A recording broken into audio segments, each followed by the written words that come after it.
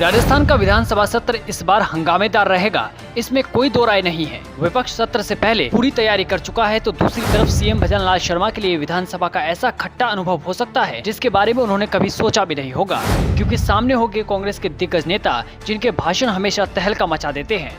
सामने होंगे डोटासरा, नेता प्रतिपक्ष टीकाराम जूली, अशोक गहलोत, सचिन पायलट जैसे दिग्गज नेता।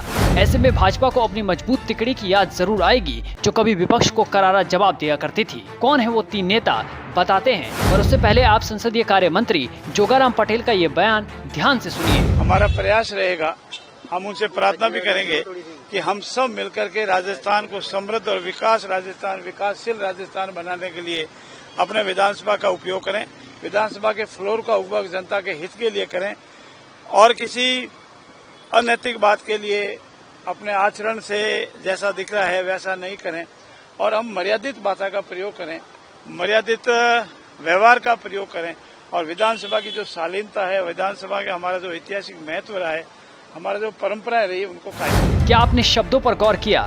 मैं निवेदन करूंगा, हम प्रार्थना करेंगे। सत्ता पक्ष में होने के बाद भी भाजपा प्रार्थना करने की बात कर रही है। निवेदन, प्रार्थना, ये सब बातें सदन में कितने काम आएगी, इसका ट्रेलर तो आज नेता प्रतिपक्ष टीकाराम जूली दिखा ही चुके हैं। वहीं पीसीसी चीफ गोविंद सिंह डोटासरा कई बार कह चुके हैं कि सत्ता पक्ष अब सदन में तैयार रहे। याद हो कि 4 दिन पहले ही डोटासरा ने कहा था कि आखिर ऐसी क्या आफत आ गई कि इन्हें शहर के अंदर 200 फीट सड़क चाहिए, ठोस आधार पर सरकार को विधानसभा में घेरेंगे। तो वहीं कुछ दिन पहले ऊर्जा मंत्री हीरालाल नागर की चुनौती पर भी क्या कहा था, ये भी सुन लीजिए। वो नागर साहब हैं ऊर्जा मंत्री, वो कह रहे हैं कि पानी के मामले में बहस कर लो। तो भाई बिजली का मंत्री पानी की बहस कब करने लग गया? बिजली की बहस करो तो बिजली की बहस कर लो ना, 3 तारीख को आना। और आपके पास में इतना ही सामान है, आपने कुछ बहुत बड़ा इस 4 महीने में कोई बड़े ग्रेड लगा दिए और ऊर्जा यहाँ पर ला दी, तो आप बताना ना, आप लगाओ ना दरखास्त, हम लगाएंगे। बिजली पानी पे चर्चा कराओ, हम कराएंगे, देखें कितनी कराते हैं। अभी तो नीट में ही चर्चा दिल्ली में आपके प्रधानमंत्री जी नहीं करा रहे हैं, जो एक ज्वलंत मुद्दा है उसके ऊपर नहीं करा रहे हैं, आप किसकी बातें कर रहे हो?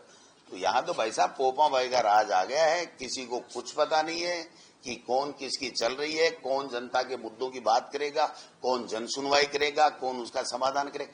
बीजेपी कांग्रेस भाजपा को नीट पेपर लीक, मंत्रियों के विवादित बयान, ईआरसीपी योजना, चिरंजीवी बीमा योजना, नए जिलों नगर पालिकाओं के रिव्यू, प्रदेश में गहराई बिजली संकट, पानी के संकट समेत कई मुद्दों को लेकर घेरने की तैयारी कर चुकी है।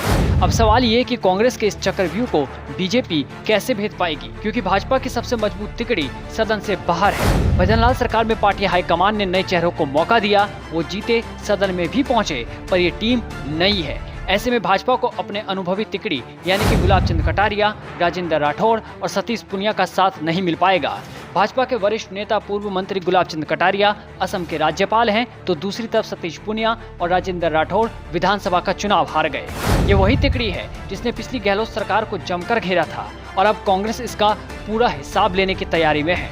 कांग्रेस के पास डोटासरा, टीकाराम जूली, सचिन पायलट, हरीश चौधरी समेत आधा दर्जन मजबूत नेताओं की वो सेना है जो भजनलाल सरकार को हर मुद्दे पर कटघरे में खड़ा करने की क्षमता रखती है। अब देखना होगा कि सदन में सीएम भजनलाल शर्मा कैसे एनकाउंटर करते हैं। Bureau report, political panchayat.